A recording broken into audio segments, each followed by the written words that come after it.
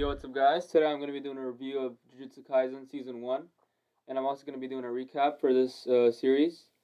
And yeah, I'm looking forward to Season 2 that's going to come out soon. And I honestly think that this is probably the best anime in the Dark Trio for among Jujutsu Kaisen, Chainsaw Man, and Hell's Paradise. So yeah, this is me, Shogun X, and let's get straight to the video. Alright, so let's talk about the story of JJK. I think it's a pretty interesting premise with like cursed spirits, jujutsu sorcerers. The power system is pretty unique. I think it's up there with like Nen from Hunter x Hunter and Stance from JoJo's. I think the goal of the protagonist is also kind of unique because like there's a mystery aspect to it. He needs to like get all the 20 fingers. It's not generic in the sense that he doesn't want to be the strongest person. He doesn't want to be the wizard king or the pirate king. It's kind of unique in that way. Even though I feel like Itadori is still like a generic protagonist, though. I feel like an area where JJK really shines is like its characters. I feel like even though the protagonist kind of generic in the sense that he's like a typical shonen protagonist, I feel like he's kind of.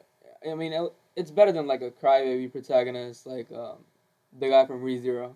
But you got other characters like Gojo. Gojo's pretty good, man. You just can't hate on Gojo. It's such a likable character. He's cool. He kind of reminds me of Kakashi in a sense. I love his character design, his powers, just everything about him is pretty cool. And then you got Toto, which I think he's my favorite character. Just his chemistry with Isidori and how he teaches him, and that he's just like a classic bro. Like you just gotta love him, man. And then I think Nobara.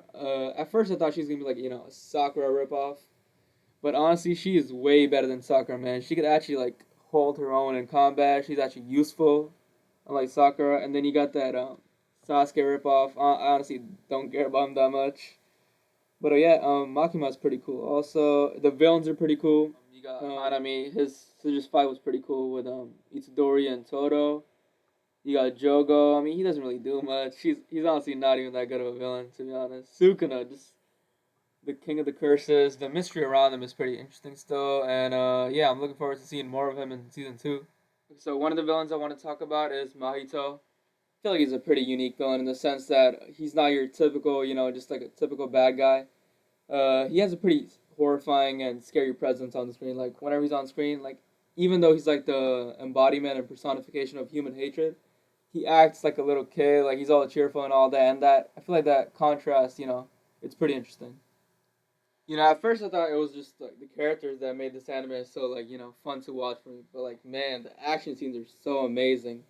Like I mean, you got all of Gojo's fights. Like whenever he's on screen, he's just like an unstoppable force. Like you already know he's gonna win the fight. Like just his presence on the screen, and like just his power, man. He's literally so strong. He's like leagues above everyone else. But even though like Gojo's fights are like amazing and all that, the fight that I really love, like I feel like it was the best fight for me, is when Itadori and Toto fight together. Bro, just looking at their teamwork and how like Itadori also develops as a character throughout the fight, it's just amazing, man. I feel like the Mappa does an amazing job with that fight. I also like the fights in the aspect that like it's not like basic. Like you gotta actually understand like the enemy's abilities. You gotta find a way around them. You gotta use your own cursed energy, and like even though you're not like stronger than the like the guy you're fighting, you can still beat him if you like outsmart them. I really like that aspect about the fights in JJK, and just the choreography of the fights, just everything is so amazing about it. The ending of JJK season 1, it's not like a grand ending.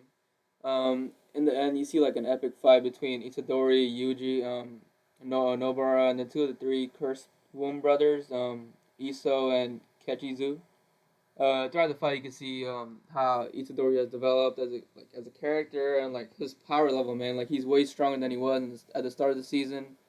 You could also see how Nobara and Itadori they know each other like more, so they're better at their teamwork. And I just want to see more of Gojo later on and just like find out more about Sukuna. I've heard from the manga readers that season 2 is gonna be pretty good. So yeah, I'm looking forward to that. Honestly, out of 10, I would probably rate this season an 8 out of 10. I think the characters carry JJK, the fights, the power system, all of that is amazing.